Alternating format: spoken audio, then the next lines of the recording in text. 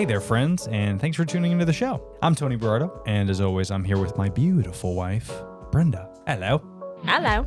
If y'all didn't know, we started a business called MeetCute Box, where we'll send you and your partner a curated date night box every month full of items only from local businesses around the world. That's right. But on this podcast, we're going to research some relationship advice, give out date night ideas, and much, much more. Thanks for joining us, and hope you'll tell a friend and subscribe. Well, let's get started, shall we, babe? Let's. Ladies and gentlemen, thank you yet again for tuning in to another fantastic episode of the MeetCute Box podcast. I'm your host and founder of MeetCute Box, Tony Berardo. As always, I'm joined with the co-founder and my co-host. That was unfortunate. She literally itched her nose with her middle finger as I was introducing her. I didn't mean to do that. My nose just really itched, and that one just conveniently went. Your middle finger conveniently flicked me off. I was about to give you an incredible intro, too. Jesus. Sorry. This is why I wished we videoed this podcast. But of course, I'm joined, as always, with my beautiful, adoring, sometimes middle-fingered co-host, Brenda Berardo. Hello. Hello, wife. Hello. Today's episode, we're going to get into something that is fitting for what just happened. Why you should be listening to your partner. This is episode 5 of the MeetCute Box podcast. So, of course, as always, like most fucking rookie move. My mother texting me at stupid hours of the night. Do mothers ever do that to you guys? Yeah, probably. Love you, Mom. Like most podcasts that we do, this is no different. We research relationship advice, give out some date night ideas, and of course talk about what we previously had in our last month's MeetCute Box. So first, let's get started with what we did back in August. It was a very fun date night box. A lot of people loved it. You know, it's the end of summer, essentially, so we called it the Summer of Love. You remember that, babe? That was fun. Yeah. Create their own tie-dye. We gave them kind of like a 70s theme style box. It was inspired by Created with Love, which is also another like game night subscription box company. Really cool place. We picked up a few of their products before, but it was very cool. It was a very 70s themed. We had a place where you could do a bucket list and kind of go through that. So there was just a bunch of stuff, but you know, unfortunately, like all of our boxes, every month you experience a new themed date night box. Surprise. But then we're never going to do that box again. So for everyone who's like, oh, that sounds great, let me subscribe right now. You're never going to get that box. You missed it. But the good news is, if you subscribe now, September this month is absolutely crazy. I don't want to give too much away, but there's some outdoor festivities involved. But it rhymes with chores. It's a s'mores kit. Oh my God, and it's so fun. But that's all I'm going to say about it. There's a bunch of stuff that's in that box, but yeah, you guys should check that out. All right, why don't you get us started, babe? So we, again, on this podcast, we research relationship advice and date night ideas. So this episode is about why you should listen to your partner. And I'm going to listen to you, babe, because everyone's hearing me. So go ahead. Uno reverse. I just flicked her off when I was itching my nose. Got him. People tend to look at communication as nothing more than self-expression.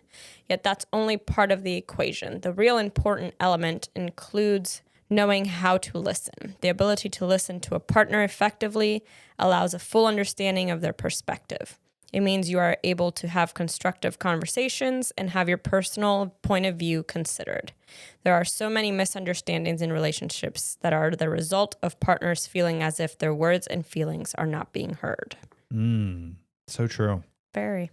And one of these tips about how you should be listening to your partner more is choose a proper place and time. Finding a good time and place in which you are both in a state of relaxation is a critical part of effective communication. Kind of like how we were before they started this podcast. Yeah? No. If you Should we start over? It's too late now. We're in too deep. If you find that you are shouting together from different rooms, you aren't likely to hear what the other person is saying. Furthermore, it's very difficult to listen to someone when there are distractions, like loud background noise competing for attention. Next one's use body language. I do that a lot. But you do too. Yeah. Yeah. When you face the person you are talking to, you're far less likely to focus on what is being said as opposed to looking somewhere else. If they are upset, consider sitting close by, placing an arm around them, and be certain to maintain eye contact. The arm around. That's a little weird. That's situational. Yes. Because if we're mad, right. The last thing I want is your arm around me. That's true. Yes. It's going to get slapped. Yeah, or broke. One of the two. Listen with intelligence. People often joke about things because it's far easier than to say it outright. Conversely, they may be trying to imply something without saying it openly. This can go as far as saying the complete opposite of what they actually mean. Intelligent listening means looking out for the deeper context of a partner's words and going beyond hearing what they are saying to trying to actually understand what they want to say. Sounds a little mind reader to me. Open-ended questions such as what was that like for you is a phenomenal method of extending a conversation further, as it provides the partner the chance to explain things more openly rather than simply putting words into their mouth. The good old 80-20 rule. Open-ended questions. So that way it creates more of a conversation. Yes. So if you tell a story about something that happened in your childhood, your partner could easily say, and what was that like for you? You almost want to teeter the line between partner and psychiatrist. Because psychiatrists are always really good at asking questions that are obvious, but it makes the patient open up.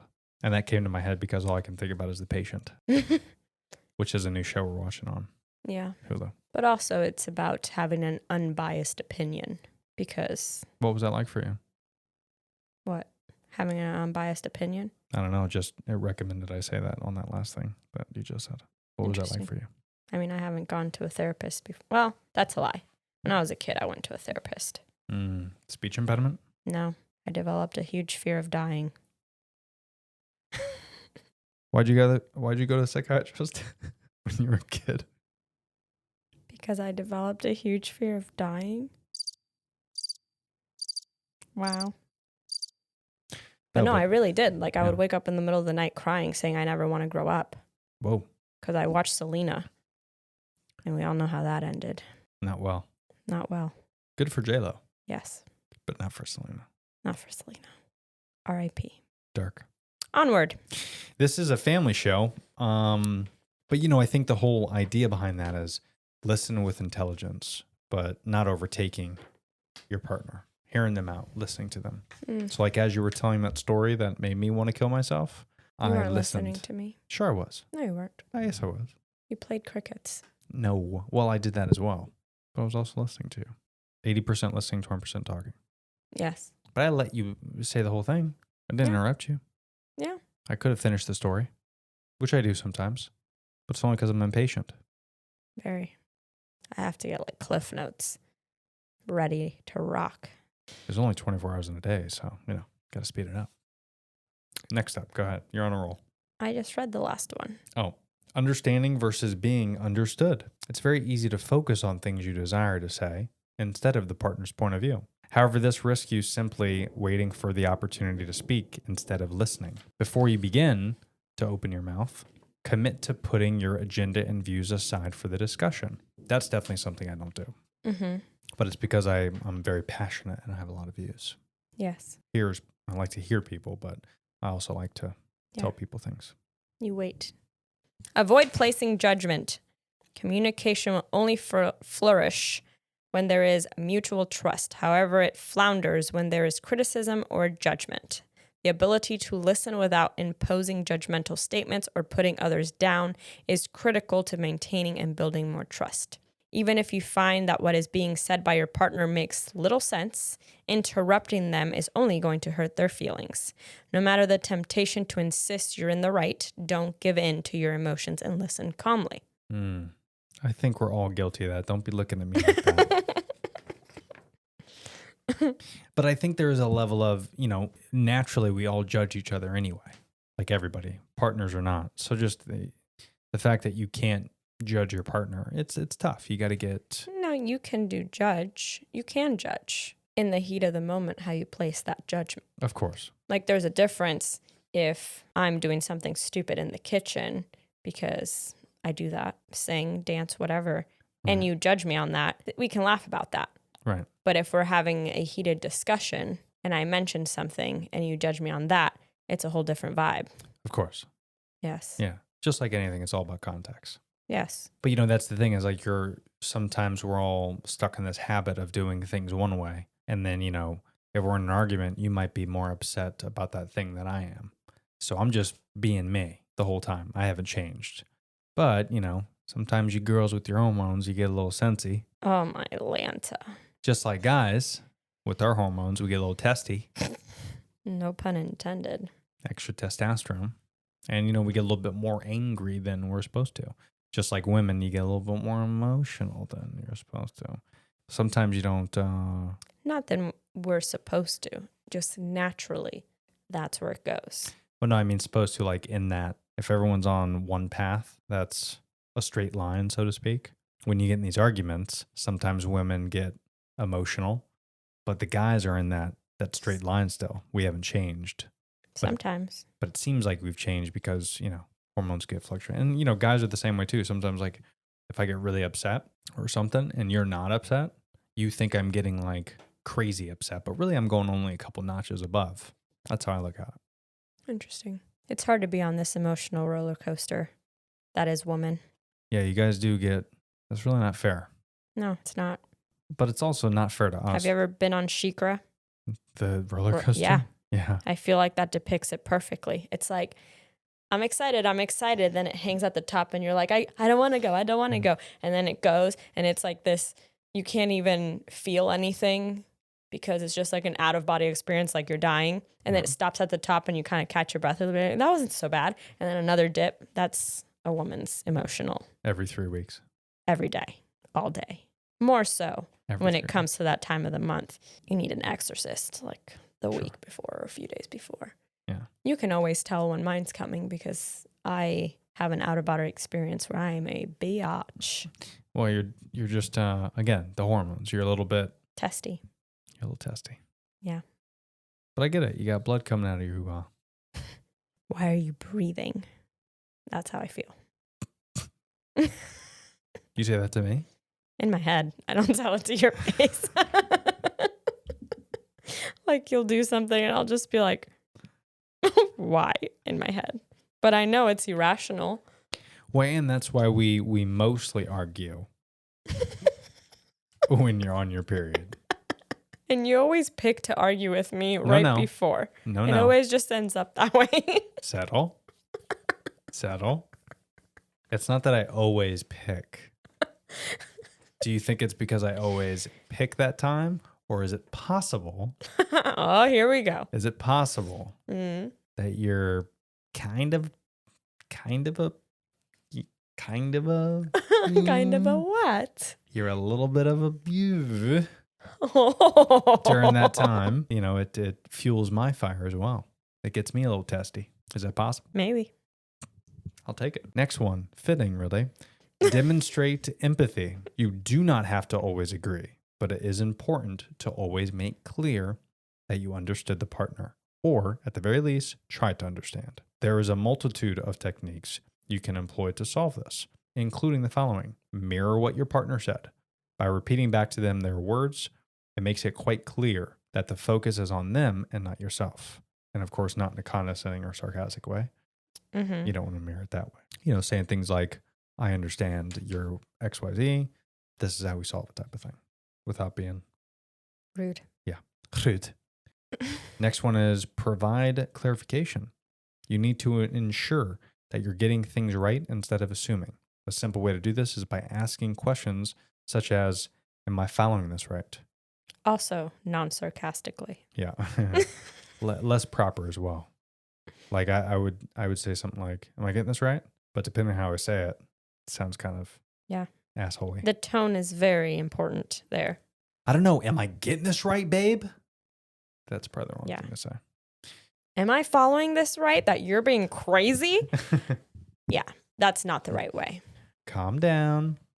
Definitely not. That should be on here. Don't say those words. Calm down. Seriously, the top 3. Yeah. In the top 3 of things you should never say to a woman. That and moist. Ugh. Next one, show empathy. Sentences like, I can imagine that was difficult, are extremely useful in demonstrating to your partner that you're not only listening, but you're putting yourself directly in their shoes. No, that's quite good. Just some great tips on how to listen to your partner. Yes. What do you think? Did you get some value out of that, dear? Yeah, absolutely. Everybody requires reflection in that department. Indeed. And do you feel that we listen to each other pretty well? Most of the time. There are times where we're both at a certain level that we don't. Testy. But I think that we can read the room and we reassess. Yeah, and I think a lot of that is knowing when to listen, when to carry on, and when not to. Mm-hmm. It took us a while to get there, and sometimes we each forget, I think, sometimes when to stop, when to carry on, what to say, what not to say. I actually read something the other day that I feel pertains to where, there's 2 types of people. They might be in the same relationship or they might not be. Mm-hmm. But there's the reactive person and there's non-confrontational person, to where one person wants to solve the problem right then and there, and the other person needs time to assess, gather the information, and then come back at a later time. Which I feel we have that combo. I'm a retreater. You are more so, I want to fix it now. Yes. And it's getting that balance. Yeah. Well, and it's, realizing that you are those people. Yeah. And working through it. That's right. And, it's not saying either one's right or wrong. Yeah, you definitely have to identify that. But I also think there needs to be a level of, as we grow as a married couple, we have to not only identify that, but we have to try to be those other people. And through that, we'll find that median where we're both, essentially you're meeting in the middle, quite literally. Yeah. Where you definitely are the retreater. Oh, yeah. And I'm the one that's like chasing you, being like, get over here, we need to talk about it. And then I'm running away, getting more and more flustered, and now I'm seeing red and don't know how to talk. Yeah, goodbye. So I should be taking a few steps back to lay off. You should be taking a few steps forward to try to fix it. And then eventually we'll meet in the middle, as opposed to... Well, that's something that she said that I know I need to work on, is it's okay to be that way, being the retreater. But also the deal is they have to be the one to initiate coming back to resolve it, which I have an issue with aggressively. Yes. Well, you get that from some family members. Won't mention any names. Where you don't necessarily talk about things, and then, it just gets bottled up. See, me, I caught on at a very early age. If I bottle things up, even though sometimes that's the right thing to do, the way my personality is and the way I am, I literally blow up. And I'm aware. You've seen it. So that's why I have to, like, that's one of the biggest reasons why I started this podcast, is because I have to get things out. Like, if something's on my mind, like you've seen my notes app. Like, if something's on my mind. Nobody wants to see that notes app. It's a lot. Like, if something's on my mind, I have to write it down, or I have to do a podcast about it, or I have to do it. Because if not, it'll keep me up at night, send out texts about it, voice memos. Like, I need to talk about it. I need to do it. So, unfortunately, the reason I say that is because there's no fixing me. You're our last hope. You need... There is fixing you. No, there's no way I'm going to calm down. Like, I'm never going to get to... You just have to consciously be aware of it in the moment, which sometimes I just let you gas out and I look at you and you're like, I did it again. And I'm like, yeah, that happens a lot. But that's you kind of being conscious about it, because you'll go on a little bit of a rant. And then when I don't say anything, you'll just look at me and notice, oh, you come back. Yeah. Welcome back. It's funny though. Can I share what you do at the restaurants? It's not that strange. I feel like people do this. I don't know. I've never met somebody that does that. We'll put a poll on the MeetCute Instagram. Maybe. So Tony, That's me. we get to the restaurant, and it could be a restaurant that we go to every weekend, or it could be, just randomly. But he always lists off some 4 or 5 items excitedly every time we sit down at a restaurant when I'm trying to read, but I get distracted because he's bringing up these, ooh, they have avocado toast. Ooh, they have this. Ooh, but he'll do it like 4 or 5 times, and then I start laughing, and he's like, oh. And he catches himself, but it's every time, every single time. It's so funny. In my defense, I think I do that. I don't know I'm doing it, but I think I do it because I see something. And this is how my mind works. When I see it, I have to say it. I have to do something about it. Are you having like a New York philosophy? See something, say something. No. Because, New Yorkers tend to just walk by some crazy shit and don't say nothing because they don't want to be involved. Yeah, there was a Good Samaritan law, I feel like, where if you get caught not doing anything, you get in trouble. I think that was a thing. But yeah, and that's how I feel though. Is if I see something on the menu, even though I've seen it every week, and it's the same, those are words that are in my head, so it just naturally comes out of my face. It's funny. I have no room to talk. I'm a super quirky person, but it's just funny. But unfortunately, we don't have enough time on this episode to talk about all of our quirks. That's just my only one quirk that I have. That is not. And that's it, because we're ending the podcast and I'm muting her microphone. Ladies and gentlemen, thanks for tuning in to yet again another episode of the MeetCute Box podcast. Just kidding, dear. Your mic is live again. Hello. Hi. Thanks for coming on. Thank you, everybody, for tuning in. Definitely check out MeetCuteBox.com if you haven't already to take a look at the date night subscription box that you will love every single month. MeetCuteBox.com. Bye. Bye.